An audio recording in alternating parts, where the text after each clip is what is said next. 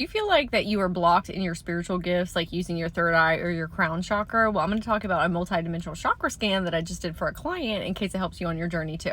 So when I went into one of their chakras, they showed me the scene in Casper. I don't know if anybody's seen that movie, but it's like he goes in, like the little boy goes into his human form so this other little girl can see him instead of him being a ghost. And you know, his uncles were like scary, spooky ghosts kind of, but they were good in the end. But scary and spooky to begin with. I was explaining that when this person was a little girl, they could actually see ghosts. And if you are already not like communicative on the level of like an adult, like as a child, if you're seeing like ghosts, like who are you going to talk to about that, especially when you're little, like 3 or 4 years old? And that can be really intense because just like with anything, there can be really good spirits and there can be negative spirits. And I said, in this case, this is why you're kind of blocked up in those areas and not able to channel or tap into like spirit things sometimes, because we have a little girl inside that's scared that she's going to see scary, spooky ghosts. So I was explaining to her little girl that the ghosts aren't really actually real. They are real per the dimensional plane that she's perceiving through. So they're actually just memories. That is part of somebody's soul that has already gone on to their next incarnation, but part of them is corded here so that you can either speak to them about certain things, like maybe they're your spirit guide and they're looking through the lenses of this incarnation, this perspective to help you, or there's things that you need help like working through or healing through with that person that's passed on. And so that's actually what that ghost is. It's kind of like working with people's different timelines, like soul fragment healing. Like what I'm doing when I'm working with like inner children or different timelines is I'm pulling part of their soul so that you can speak with them. But it's almost like some of the ghosts are more memories, and then other timelines with healing, it's all concurrently happening at one time. So those are more like fragments. And I said, you were just able to perceive into these echoes of people in the form of ghosts. And I said, just like with anything in life, with people, with fairies, with angels, there can be things of the light and there can be things of the shadow. What you're picking up on that was so spooky scary is, you know, there's like all these people that had like PTSD and trauma, and maybe they didn't do really good things on these incarnations. And so you're like perceiving their energy field from like back in time. And that can be really intense, especially if you're like 3 or 4 years old and you don't know what that is. And so in order to keep yourself safe and secure, you're going to shut those things down. And then I said, hey, I want to show you like different types of magic. I said, that's one form of being able to perceive into the ghost dimension. I said, but there's also, you know, the Fae realm, the unicorn realm, the angel realm. You can help different timelines, help other people's inner children.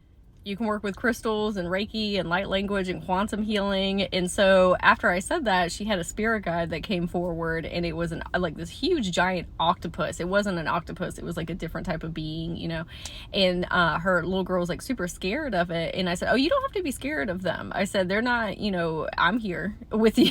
Okay. And we're going to have a conversation with them. And it turns out when this person had watched The Little Mermaid, like Ursula had really like scared them, like the notion of Ursula. So they blocked being able to hear that spirit guide. And so we did some healing and they were able to reconnect to one another. And the little girl was like super excited about being able to speak to them. And it was really cool because they had a, like an Eastern medicine man who was from a different timeline that came forward and was saying, hey, I would love to mentor you in a couple different areas like Qigong and acupressure and like gong baths. And then we went to a different chakra and we were at the beach, and her higher self was telling me that she's a channeler of like sea animals, and that's why the octopus was coming forward. And so that could look like not just like sea animals like whales and dolphins and sharks and things, but also like crabs and seagulls. And so there's different like portions of the animal kingdom. There's like the reptile realm, and then there's like the bird realm and the sea creature realm.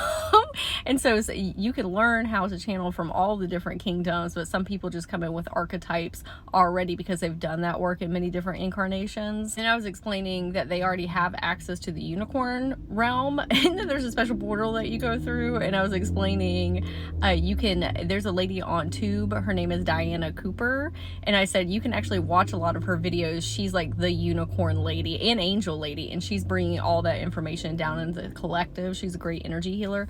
Or you can listen to unicorn meditations and take your inner child or inner children or past versions with you to Dragonland, Fairyland, Unicorn realm, realm, right, wherever you want to go. It's more about immersing yourself in those energetics. And so watching like things like that can be really beneficial. And ultimately, this person was asking me to help like in those areas being blocked up spiritually and like psychically.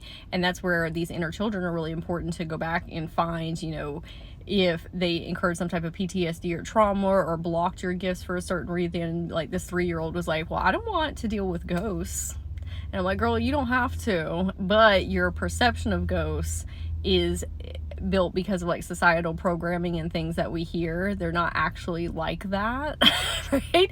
And also you can build tools and resources where you don't have to perceive into those things. But then there's like a lot of other people that love working with like ghosts or like soul fragments. Like I love working with soul fragments.